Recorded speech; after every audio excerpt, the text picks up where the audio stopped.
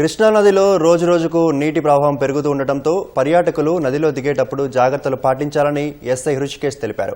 నాగర్ కర్నూలు జిల్లా కొల్లాపూర్ మండలం సోమశిల పుణ్యక్షేత్రంలో పోలీసు శాఖ ఆధ్వర్యంలో అవగాహన కల్పించారు. కృష్ణానది పుష్కర్ ఘాట్ల దగ్గర హెచ్చరిక బోర్డులు కట్టారు. బోటు యజమానులకు మత్స్యకారులకు ప్రవాహంపై అవగాహన కల్పించారు.